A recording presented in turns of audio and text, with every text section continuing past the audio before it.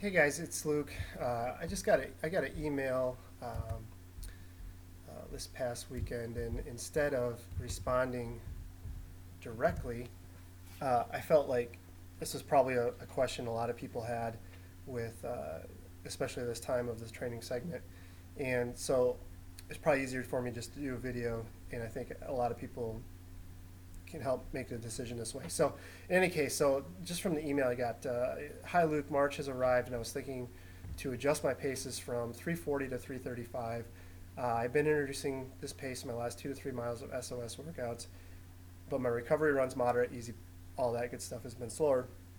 Earned my tempo today at 335. First 4 miles felt hard because I was indoors, la la la. Adjusted, had a gel mid run, and finished feeling really good, like I could have gone further. I read your blog and made me reflect on how I was feeling so far, and the answer is close to what you have described, so I think I am going in the right direction. So I don't want to blow up, and before I do something silly, I wanted to check in with you. And so the thing here is just knowing this person, not just some things that they've posted on the groups in the within the wall and in the message boards is this person sounds like they have not had very good luck with the marathon, and so there's some things you need to consider, and this goes for everybody as far as weighing what you should do and when you should increase and things like that. So the main point with training though is to get that marathon pace to feel okay. Like we talked about in the blog, it might not feel incredibly comfortable, but you feel like you're concentrating, and it is a task, but you're able to kind of settle into that rhythm and find that pace, and you're right, and you're pretty close to where you want to be without really kind of forcing the issue. So what I would say, especially for this person, is that if you go to 340 to 3 if you go from 340 to 335, is it going to change? Was 340 your original goal? If 340 was your original goal, then why make it harder on yourself and try to run 335? If 340 is what you walked into this segment with, saying this would be great, I would be incredibly happy with this, 340 at Boston, and I run 340 finishing strong, not fading back to 340, but finishing strong at 340.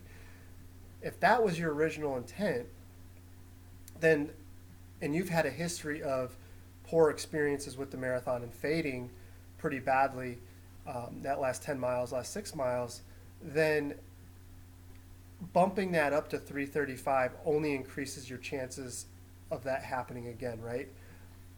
Now, if you came into it and you were like, well, I know I can run 335, but I've really had disastrous marathons, so let's just try to make a stepping stone to 340.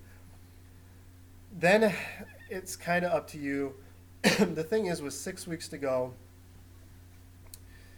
you don't have a ton of time, right? So what I have found a lot of times what will happen is people will make that jump now where you're just kind of you're really entering the tough stuff of the workout. So you still have 6 weeks of big workouts left, or 5 weeks of big workouts left, essentially. And that's a long time. Think about how you felt 5 weeks ago.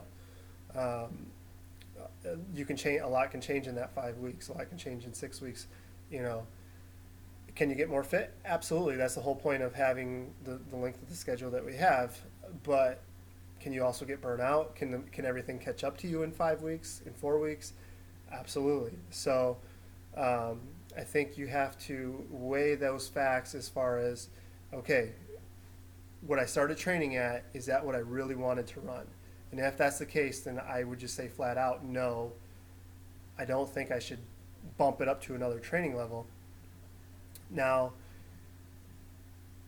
if you're trying to, be competitive in your age group, or you're trying to win a race, or whatever the case is, that gets thrown out the window a little bit, because you're really running to race. You're not necessarily running to run a certain time.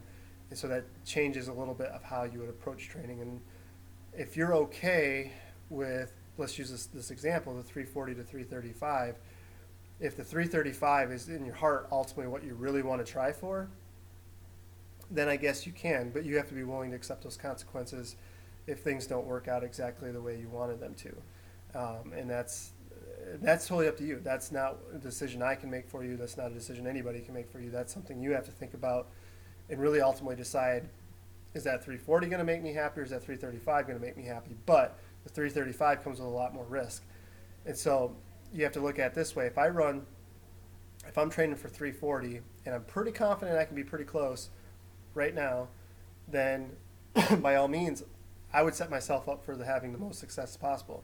Like, to me, if 340 is now within your grasp, you have a lot more chance of running 339, 338 off of that than bumping it up to 335 the last 6 weeks and falling apart in the last 6 miles again. And that 335 pace can slip away to 340 pretty easily. So I would definitely weigh those factors, do the pros and cons, and see where your heart really lies. And then I would make my decision based on that. So think about that. Hopefully that helps. Talk to you later.